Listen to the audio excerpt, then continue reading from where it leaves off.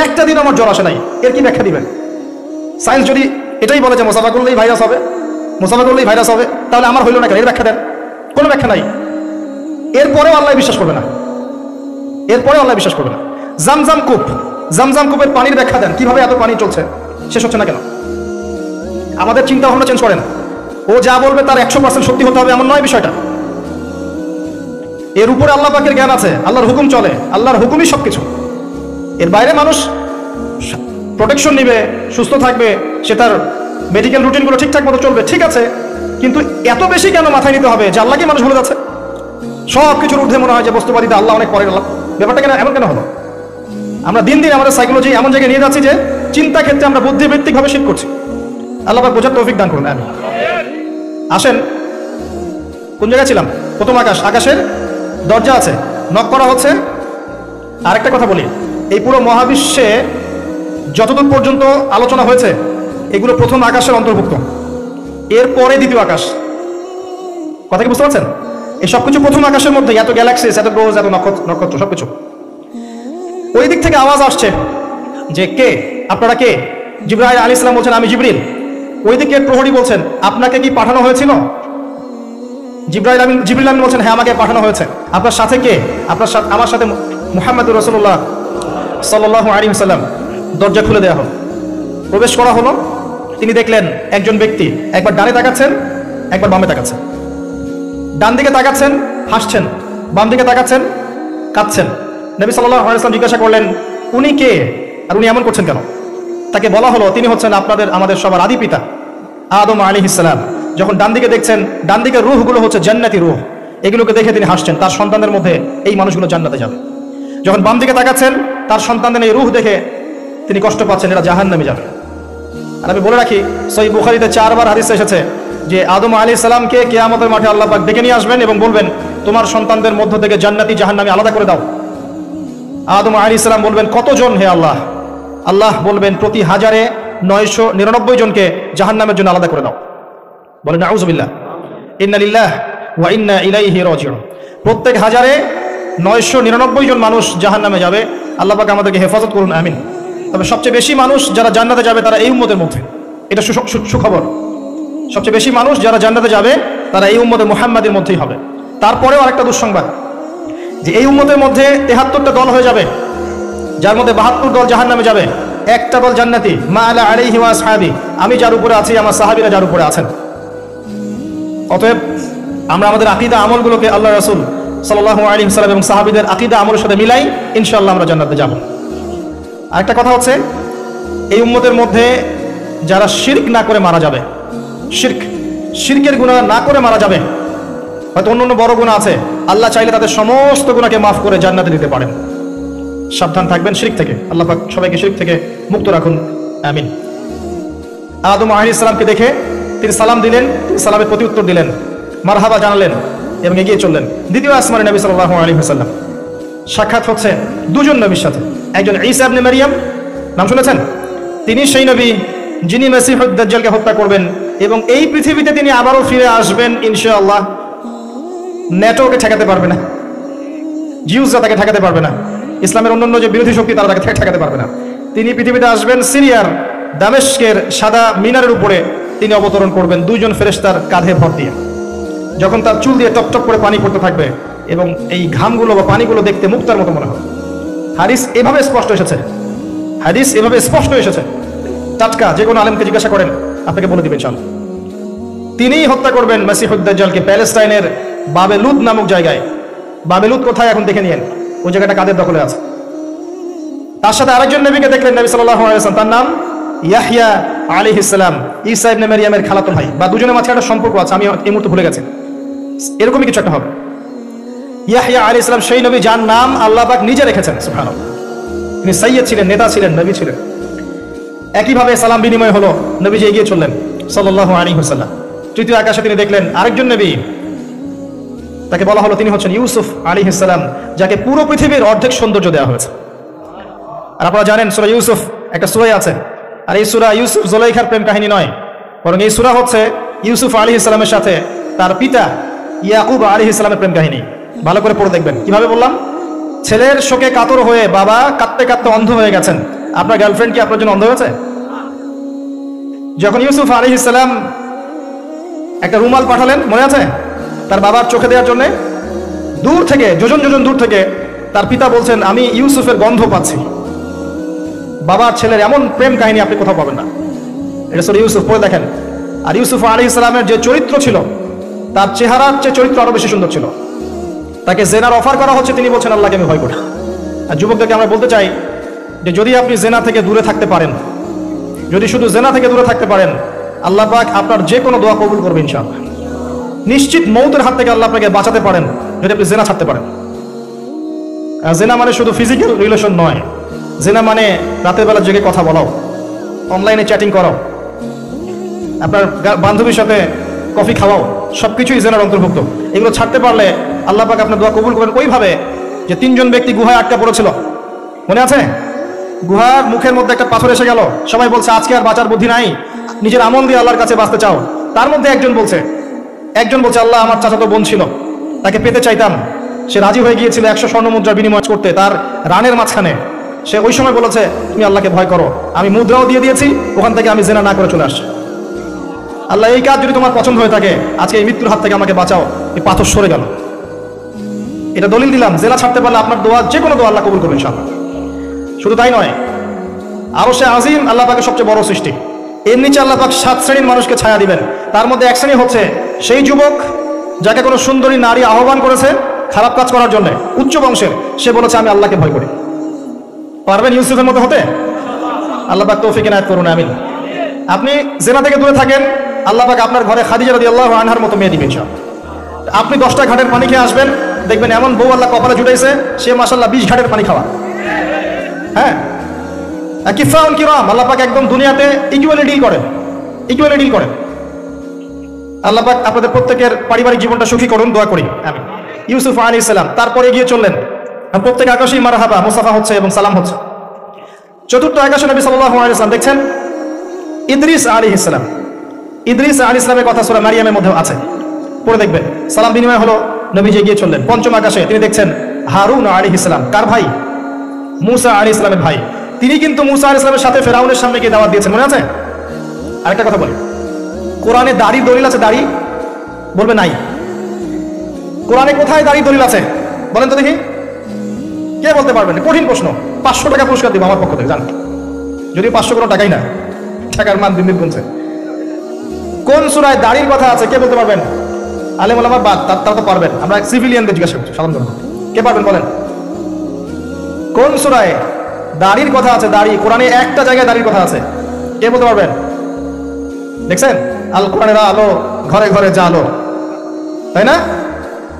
Slogan দিয়ে কাজ হবে না ভাই, প্রত্যেক ঘরে ঘরে কোরআন বলা মানুষ তৈরি করতে হবে, তারপরে আলো অটোমেটিক ঘরে ঘরে জ্বলবে ইনশাআল্লাহ। আচ্ছা যাক, আমার টাকা বেঁচে গেল। সূরা তহায় আছে, কোথায় আছে? সূরা তহার মধ্যে আছে, একটা জায়গায় দাড়ির কথা আছে, সেটা হচ্ছে হারুন আলাইহিস সালামের দাড়ি। কার দাড়ি? হারুন আলাইহিস সালামের দাড়ি। মুসা আলাইহিস সালাম ফেরাউন থেকে যে দলবল নিয়ে পার হওয়ার পরে, বনু ইসরাইলকে নিয়ে পার হওয়ার পরে আল্লাহ পাক তাকে 40 দিন রেখেছেন তুর পাহাড়, মনে আছে? তুর পাহাড়ে তিনি গেছেন, এই ফাঁকে বনু ইসরাইল শিরক করা শুরু করেছে, এই যে বাছুর পূজা শুরু করেছে, মনে আছে? পড়েন নাই কখনো? বাছুর পূজা শুরু করেছে। মুসা আলাইহিস সালাম তাওরাত নিয়ে আসছেন, এসে দেখছেন যে কওমের এই অবস্থা, তিনি রাগে তাওরাত ছুঁড়ে মারলেন। তিনি প্রচন্ড ব্যক্তিত্ব সম্পন্ন মানুষ ছিলেন, গায়রতওয়ালা, রাগে তাওরাত ছুঁড়ে মারলেন। এবং এসে এই যে হারুন আলাইহিস সালাম, যাকে রেখে গিয়েছিলেন যে কওমকে দেখাশোনা করবে, তার দাড়ি চিপে ধরলেন। তুমি থাকতে এই অবস্থায় গেল কিভাবে? এক হাতে দাড়ি, এক হাতে চুল চেপে ধর, তুমি থাকতে এই অবস্থা হলো কিভাবে? সূরা তহা পড়ে দেখেন। তখন হারুন আলাইহিস সালাম বলছেন যে হে আমার ভাই, আমার দাড়ি আর চুল ধরো না, এই একটা জায়গায় আছে। তার মানে দাড়ি পাওয়া যাচ্ছে কোরআনে। কিছু মানুষ তো এখন বলে কোরআন মানি হাদিস মানি না, তাই না? ওই অজুহাত দিয়ে এখন দাড়ি রাখে না, বলে কোরআনে তো দাড়ির কথা নাই, রাখবো কেন? সুবহানাল্লাহ। আপনারাও কি এটা বিশ্বাস করেন যে আমরা শুধু কোরআন মানবো, হাদিস মানবো না? স্পষ্ট কুফরি, স্পষ্ট কুফরি। কোরআন এবং হাদিস একসাথে মিলেই শরিয়া। শুধু কোরআন মানি হাদিস মানি না, এটা বলতে গিয়ে সে বোঝাচ্ছে সে আসলে কোরআনও মানে না। কোরআনে আল্লাহ বলেছেন ওয়া মা আতাকুমুর রাসূল ফাখুযুহু, রাসূল যা দিয়েছেন নিয়ে নাও, ওয়া মা নাহাকুম আনহু ফান্তাহু, যা থেকে নিষেধ করেছেন দূরে থাকো। তাহলে সুন্নাহ না মানলে আপনি কিভাবে কোরআন মানবেন? কথা কি বুঝতে পারছেন? আসেন, হারুন আলাইহিস সালাম সালাম বিনিময় হলো, চললেন।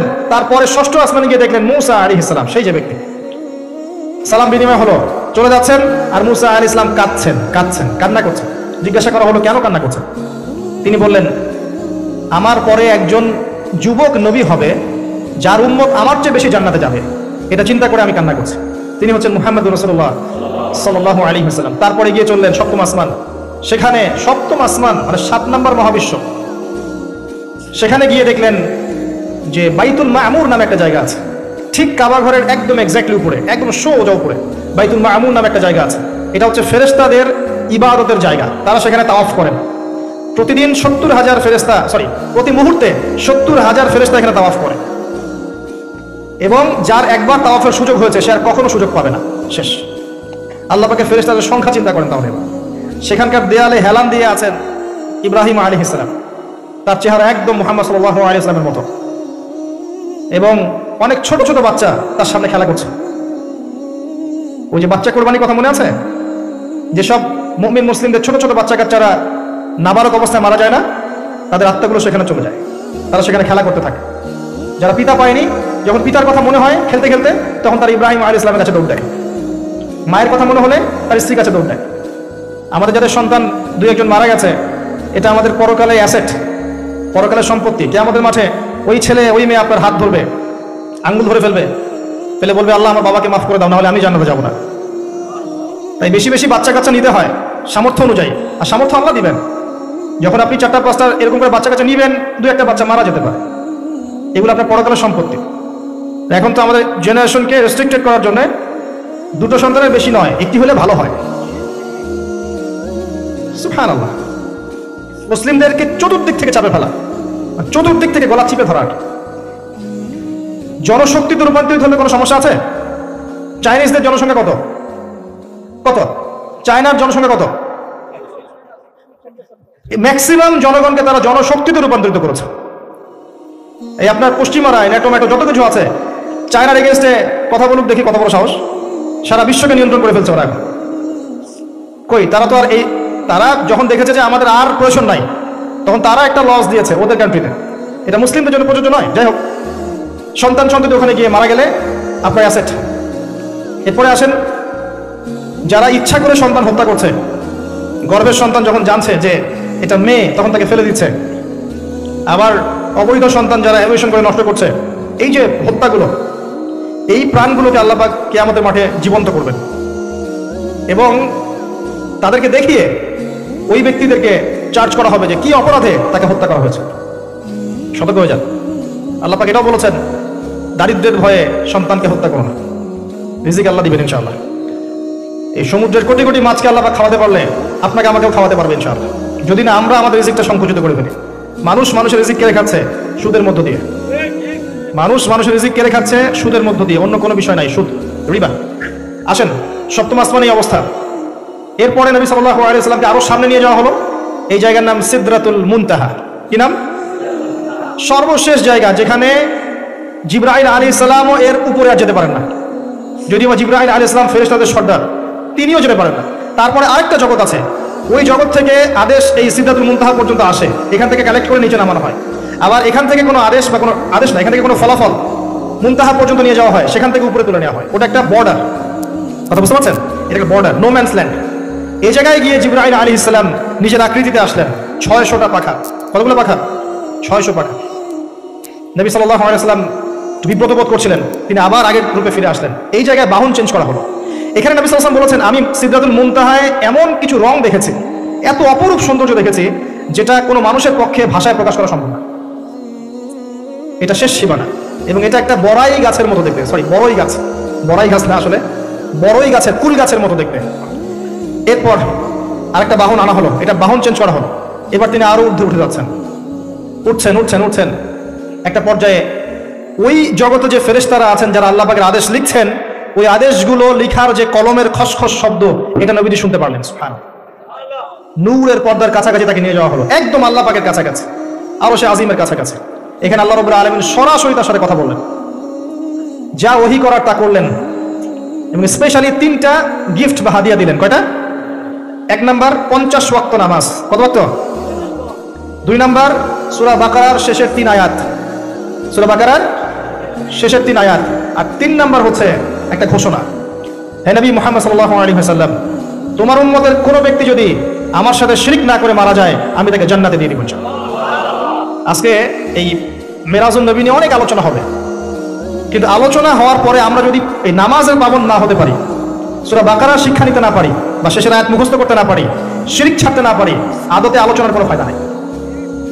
কথা বুঝতে পারছেন? এখানকার 3টা মৌলিক হাদিয়া তিনি নিয়ে আসছেন। এবার নিচে নামছেন, ওই যে 6ষ্ঠ আসমান অপেক্ষা করছেন কে? মুসা আলাইহিস সালাম। কোথায় যাচ্ছেন? এই কি হলো আল্লাহর সাথে কথাবার্তা? এই হয়েছে। কি দিয়েছে আপনাকে? 50 ওয়াক্ত নামাজ। বলেন কি 50 ওয়াক্ত নামাজ? আমার উম্মতে 2 ওয়াক্ত নামাজ ছিল, পড়তে পারে নাই। পারবেন আপনার উম্মত? আপনি ফিরে যান, নামাজ কমিয়ে নিয়ে আসেন। লজ্জাবোধ করলেন নবী সাল্লাল্লাহু আলাইহি ওয়াসাল্লাম, তাও ফিরে গেলেন। 50 থেকে 45, 45 থেকে 40, 40 থেকে 35 করতে করতে করতে করতে 5। এবারও মুসা আলাইহিস সালাম বলছেন ফিরে যান, পারবেন আপনার উম্মত? মুসা আলাইহিস সালাম কত দূরদর্শী ছিলেন দেখেন।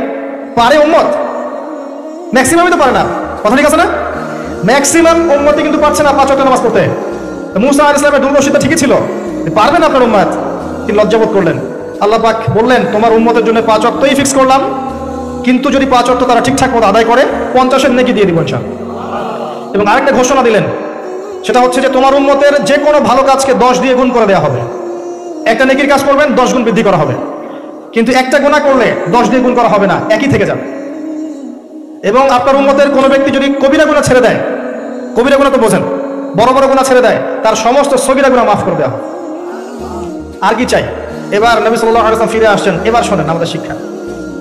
ফিরে আসছেন, আসার আগে তাকে জান্নাত জাহান্নাম দেখানো হয়েছে।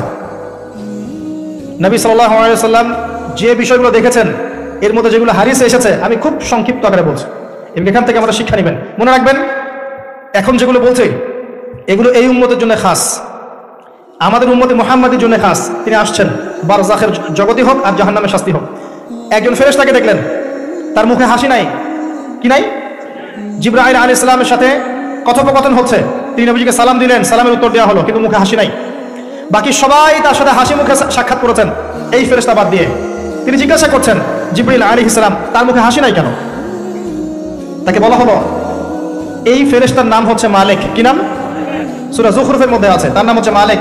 আল্লাহ পাক তাকে জাহান্নামের প্রহরী বানিয়েছেন, জাহান্নামের চিফ অফ কমান্ড মালিক।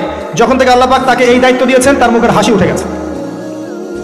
আল্লাহর কাছে পারমিশন চাওয়া হচ্ছে, জাহান্নাম দেখতে চাই। আল্লাহ পাক দেখার পারমিশন দিলেন।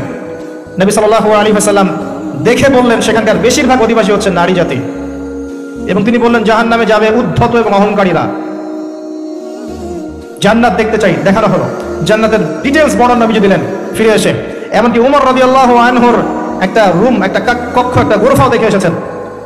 ঢুকতে চেয়েছেন, ঢোকেন নাই। পরে বলেছেন ওমর, আমি তোমার ব্যক্তিত্বের কথা চিন্তা করে সেখানে ঢুকিনি, দেখেছি জান্নাতে তোমার ঘর আছে। একটা আওয়াজ শুনেছেন, মিষ্টি কণ্ঠস্বর। কিসের কণ্ঠস্বর? মিষ্টি কণ্ঠস্বর। তাকে বলা হচ্ছে এই কণ্ঠস্বর হচ্ছে বেলাল রাদিয়াল্লাহু আনহুর আযানের কণ্ঠস্বর। খরম, খরম জুতা আছে না, খরম, এর খটখট আওয়াজ শুনেছেন। নবীজি জিজ্ঞাসা করছেন কার? বলা হচ্ছে এটা বেলাল রাদিয়াল্লাহু আনহু। বেলাল রাদিয়াল্লাহু আনহুকে বলা হলো আপনি কি এমন আমল করেন, হে বেলাল তুমি কি এমন আমল করো যার কারণে এই মর্তবা হচ্ছে? যখনই জান্নাতে যাই আমাকে দেখানো হয়, দেখি তুমি তোমার পায়ের পদধ্বনি সামনে সামনে আছে।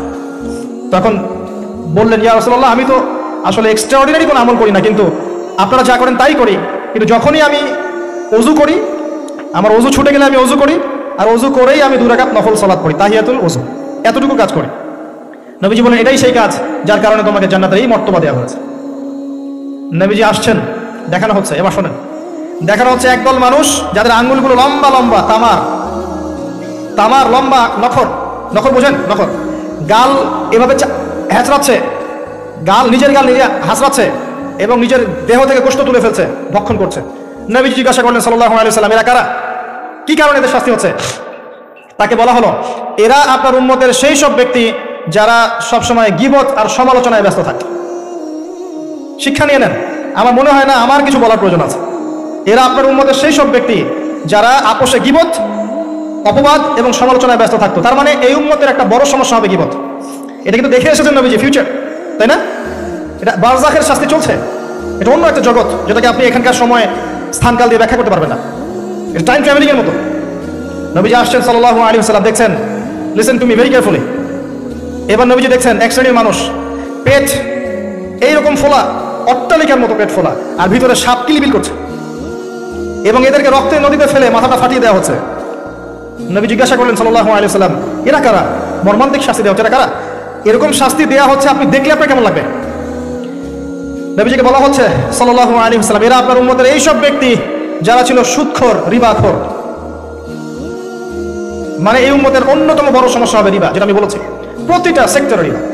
সবচেয়ে নিম্ন পাপ নিজের মায়ের সাথে জেনা করা, সবচেয়ে উচ্চ পাপ আল্লাহ এবং তার রাসূলের সাথে যুদ্ধ করা, এটা হলো সুদ। এবং এর বাস্তবতা হচ্ছে এই, ধনী দিন দিন ধনী হবে, গরিব দিন দিন গরিব হবে, এটা বাস্তবতা। রক্ত চুষে খাওয়া হয়, এই কারণে রক্তের নদীতে ফেলা হয়েছে। এবং সাপ খেয়েছে তারা, সাপ খেয়ে পেট ফুলিয়ে ফেলেছে। আমার মনে হয় না ব্যাখ্যা করার প্রয়োজন আছে। আর একটা হাদিস আগেই বলেছি, যে দেয়, যে নেয়, যে সাক্ষী থাকে, যে লিখে রাখে, সবাইকে সমানভাবে লানত করেছেন নবী সাল্লাল্লাহু আলাইহি ওয়াসাল্লাম। নবীর লানত নিয়ে হাউজে কাউসারের পানি কোশ্চেন কেন পাবেন না, কবরের উত্তর দিতে পারবেন না। এমনকি নবী সাল্লাল্লাহু আলাইহি ওয়াসাল্লামের সুপারিশ আপনার কপালে নাও জুটতে পারে, সতর্ক হয়ে যান। না খেয়ে থাকেন, সুদ খায়েন না। না খেতে খেতে না খেয়ে মারা যান, তাও সুদ খায়েন না। আর যদি আপনি আল্লাহর জন্য ছাড়তে পারেন, আল্লাহর জন্য ছেড়ে দেন, আল্লাহ পাক আপনাকে বেহিসাব রিজিক দেবে ইনশাআল্লাহ। যাররা পরিমাণ সন্দেহ করবেন না যে আল্লাহ কি দিবেন না দিবেন না, আল্লাহ পাক অবশ্যই দিবেন ইনশাআল্লাহ।